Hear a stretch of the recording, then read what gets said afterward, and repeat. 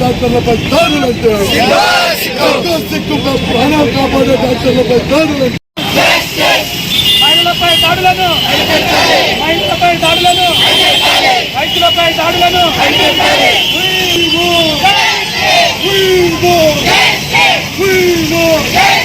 డాక్టర్లపై దాడులను డాక్టర్లపై దాడులను కాపాడే డాక్టర్లపై దాడులంటే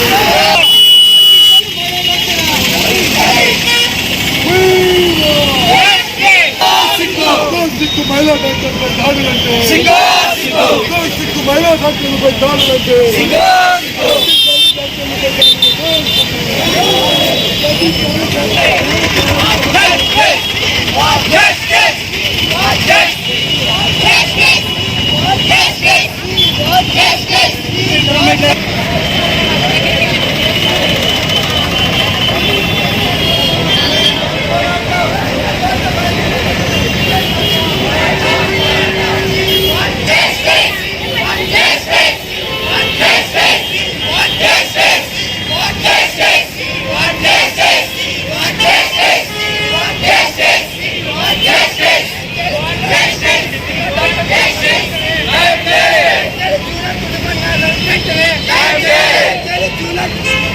కుటుంబానికి వెంటనే డాక్టర్ కుటుంబానికి వెంటనే న్యాయం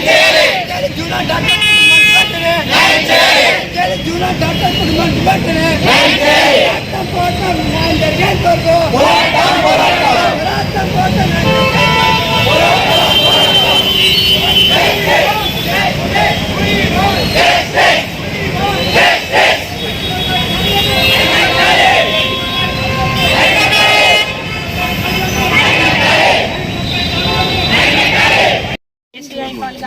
వాళ్ళందరికీ నేను కృతజ్ఞతలు చెప్తున్నా. ముఖ్యంగా మేము ఐఎంఏ తరఫున ఇక్కడ గ్యాదర్ కావడం ఏంటంటే, కలకత్తాలో ఒక అమ్మాయి డాక్టర్ సెకండ్ ఇయర్ చదివే అమ్మాయి హాస్పిటల్లో ఉండగానే మధ్యరాత్రి 2 గంటలకి భోజనం చేసి ఆమె విశ్రమిస్తుంటే రూమ్లో ఆమెని అత్యంత దారుణంగా రేప్ చేసి మర్డర్ చేయడం అనేది చాలా దారుణం అండి. ఒక అమ్మాయి డ్యూటీలో ఉండగానే న్యాయం జరగడం లేదు. మహిళలకి రక్షణ అనేది కల్పించాలి. ముఖ్యంగా అమ్మాయి మధ్యరాత్రిలో తిరిగినప్పుడే మనకి స్వతంత్రం అన్నారు. పట్టపగలే ఆ అమ్మాయికి మధ్యలో అనేది మిడ్ నైట్లో తిరిగితే అమ్మాయికి అప్పుడు స్వతంత్రం అన్నారు.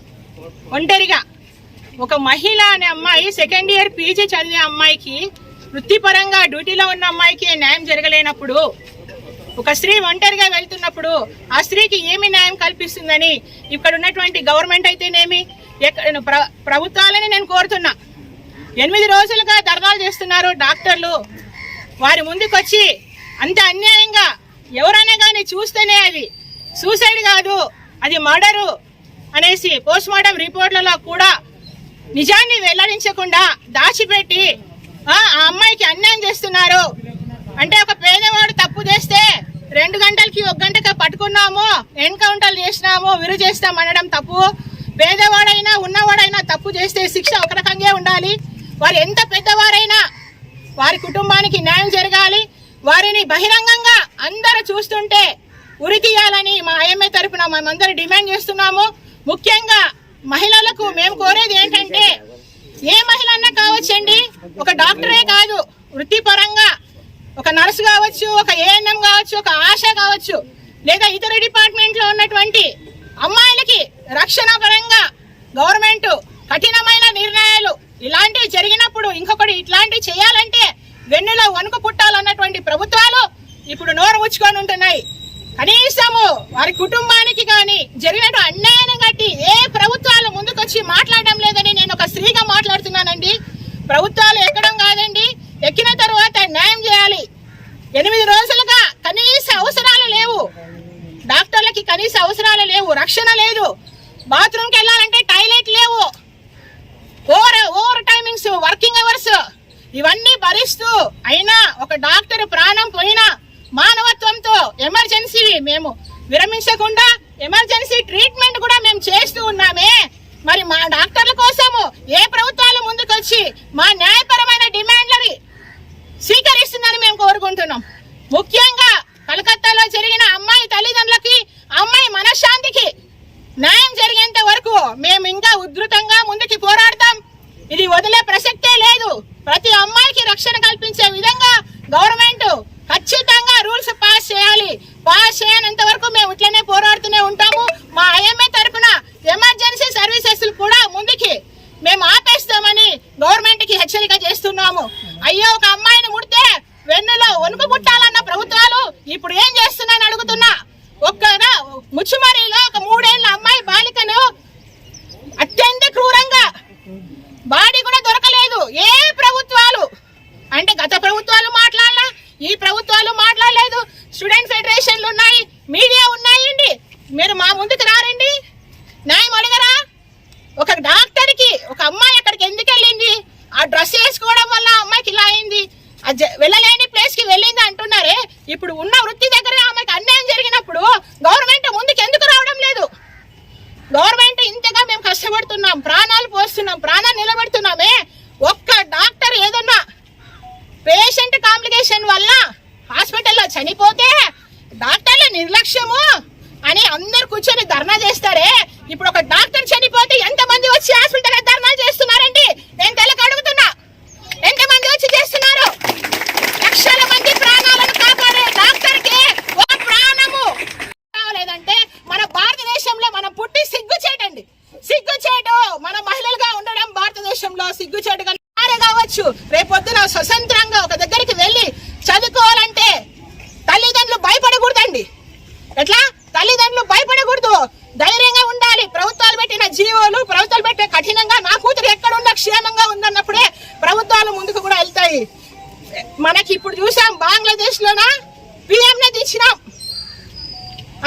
ఒకరు మనిషి అనుకుంటే ఇది చిలికి గాలివాన కాకముందే ప్రభుత్వాలు ముందుకు వచ్చి చనిపోయిన అమ్మాయికి న్యాయం చేయాలి, చనిపోయిన తల్లిదండ్రులకి న్యాయం చేయాలి. ఎవరైతే డాక్టర్లు డ్యూటీలలో ఉంటున్నారో, డాక్టర్ మహిళలే కాదండి, అందరి మహిళల తరపున నేను మాట్లాడుతున్నా. ఏదన్నా కానీ, ఏ స్టాఫ్ కానీ, పోలీస్ డిపార్ట్మెంట్, రెవెన్యూ డిపార్ట్మెంట్, ఈ డిపార్ట్మెంట్, ఎవరి మహిళకు రక్షణ కల్పించే విధంగా మన గవర్నమెంట్ ముందుకు వచ్చి సీఎం చంద్రబాబు గారు ఎక్కడున్నారండి? మీకు ఈ వీడియో పోవాలని నేను కోరుకుంటున్నా. తర్వాత వచ్చేసి పవన్ కళ్యాణ్ గారు త్వరగా మీరు ముందుకు వచ్చి డాక్టర్ల డిమాండ్లు మీరు పరిష్కరించాలని మేము ఐఎంఏ తరఫున కోరుకుంటున్నాం. థ్యాంక్ యూ అండి. కఠినమైన శిక్ష వేయలేకపోయినారు ఇప్పటి వరకు. సో అది దానికి ఒక కఠినమైన శిక్ష జరగాలి, ఇలాంటి మళ్ళీ పునరావృతం కాకూడదు. ఒక డాక్టర్నే కాదు, ఇలాంటి మహిళల పైన జరగకూడదని అనేక మంది డాక్టర్లు ఒక దగ్గర కూడుకొని వాళ్ళు నిరసన తెలుపుతుండగా వారిపైన కూడా దాడి చేసి ఆ నిరసనని అంత ధ్వంసం చేసి హాస్పిటల్ని కూడా ధ్వంసం చేయడం జరిగింది. ఇలా చేయడం ఎంతవరకు న్యాయమని మేము అడుగుతున్నాం ఐఎంఏ తరఫున. కాబట్టి ఇట్లాంటి పునరావృతం కాకూడదని ప్రజల్ని కోరుతున్నాము, మీడియాను కోరుతున్నాము, గవర్నమెంట్ని గట్టిగా అడుగుతున్నాము. సో మేము ఇంకోటి సెంట్రల్ యాక్ట్ ఉంది, సెంట్రల్ ప్రొటెక్షన్ యాక్ట్, వీటిని అన్ని రాష్ట్రాల్లో కూడా అమలు చేయాలని కోరుచున్నాము. అలాగే మన స్టేట్లో కూడా health establishment act, protection act ఒకటి ఉంది, దాన్ని ఇంకా స్ట్రెంథెన్ చేయాలని కోరుచున్నాము గవర్నమెంట్ని. కాబట్టి మా డిమాండ్స్ మీరు అంగీకరించి, ఇది ఒక డాక్టర్ కని కాదు, ప్రతి మహిళ తరపున మేము పోరాడుచున్నాము. ఇలాంటి సంఘటనల పునరావృతం కాకూడదని ఐఎంఏ తరపున గట్టిగా గవర్నమెంట్ని డిమాండ్ చేస్తున్నాం. నా పేరు doctor M Kiran Kumar, IMA president Adoni.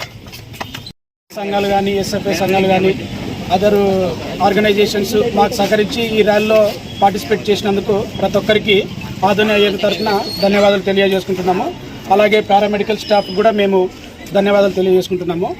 So ఈరోజు ఈ ర్యాలీ చేయడానికి ముఖ్య గల కారణం ఏమంటే మీకు అందరికీ తెలుసు, గత వారం 10 రోజుల నుంచి ఈ సంఘటన గురించి అనేక రాష్ట్రాల్లో అనేక ఊర్లలో ప్రపంచమంతా, దేశమే కాదు ప్రపంచమంతటా కూడా వీటిపైన నిరసన తెలియజేస్తున్నారు.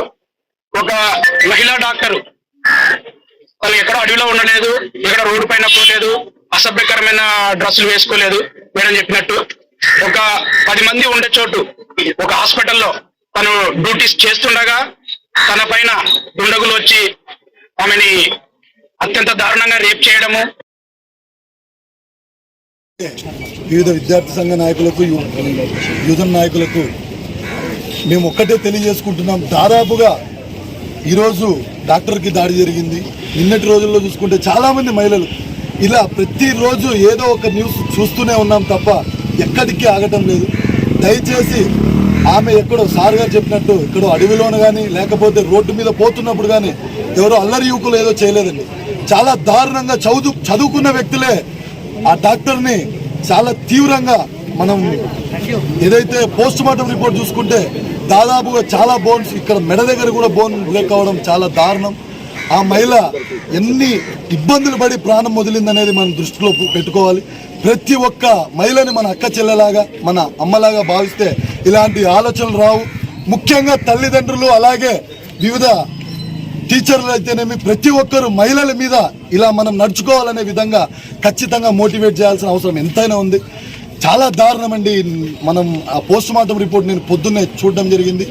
ఆ అమ్మాయి ప్రైవేట్ పార్ట్స్ అయితేనేమి, ఆ అమ్మాయి బాడీలో ఉండే బ్రేకింగ్స్ అయితేనేమి, ముఖం మీద ఉండే కాట్లు అయితేనేమి, ఇంత దారుణంగా మనుషులు కదా మనం ఒక్కసారి మన ఆ ప్లేస్ లో మన అక్క చెల్లె ఉంటే మనం విధంగా